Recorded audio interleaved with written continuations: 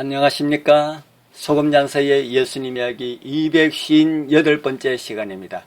오늘은 구원을 위한 인간적 노력이라는 제목으로 짧지만 긴 감동으로 여러분들을 초대합니다.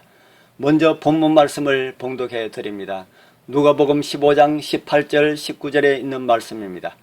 내가 일어나 아버지께 가서 이르기를 아버지, 내가 하늘과 아버지께 죄를 지었사오니 지금부터는 아버지의 아들이라 일컬음을 감당하지 못하겠나이다. 나를 품꾼의 하나로 보소서 하리라 하고, 잃어버린 아들의 신학은 최소한 어느 부분에서는 옳았습니다. 첫째로 아들이라 일컬음을 감당할 수 없다는 생각은 맞는 생각입니다. 그는 망나니로 살았고 자신에게 배정된 유산을 내놓으라고 큰소리쳤으니 말입니다.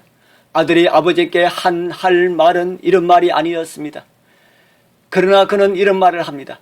제 몫을 지금 달란 말입니다. 아버지가 돌아가실 때까지 마냥 기다릴 수가 없습니다.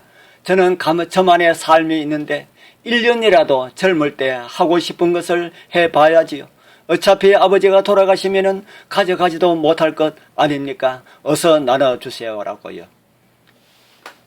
기가 막힌 말이 아닙니까? 이런 자식을 두고 싶은 사람은 아무도 없을 것입니다. 무례하기 짝이 없는 이기적인 아들은 끝내 원하는 것을 얻습니다. 마약, 중독, 성적 방탕 등 이 세상에서 모든 쾌락에서 허우적거리다가 결국 파멸로 치닫습니다. 흥청망청 쓸 돈이 남아있을 때는 아버지를 찾지 않았습니다.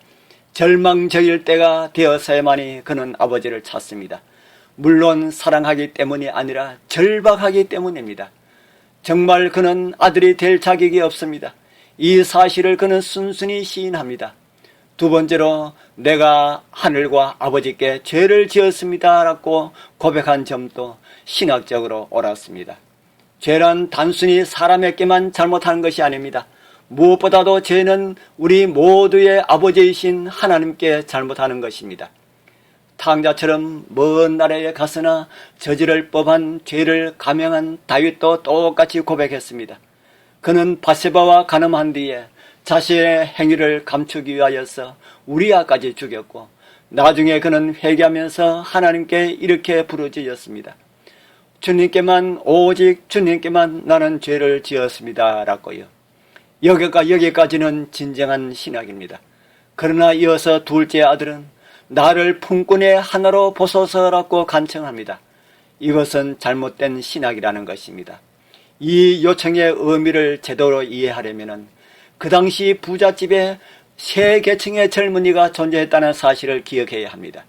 최상위 계층은 아들입니다. 아들은 어느 누구에게도 없는 권리와 특혜를 받았습니다. 그뿐 아니라 아들은 상속자입니다. 그러나 돌아온 탕자는 자신이 아들의 지위를 박탈당했다고 생각했습니다. 아들 밑에는 두 번째의 계층은 종입니다. 그들도 어느 정도 보장을 받고 살았습니다. 종은 가족의 소유이며 가족에 소속되어 살아갑니다. 세 번째로 최하위 계층은 품꾼입니다. 그들에게는 오늘만 있고 내일은 불확실합니다. 일손이 필요할 때만 고용되었기 때문에 가장 불안정한 부류에 속해 있었습니다. 사실상 이 아들은 아버지에게 자신의 행위에 걸맞게 처분해달라고 요청할 생각이었습니다. 분명히 그는 열심히 노력해서 다시 인정받고 싶었을 것입니다. 밑바닥에서 수년 동안 수고하면은 언젠가 아들 대접을 다시 받을 수 있겠다는 생각을 하였을 것입니다. 그는 행함으로 말미암는 구원을 추구하였습니다.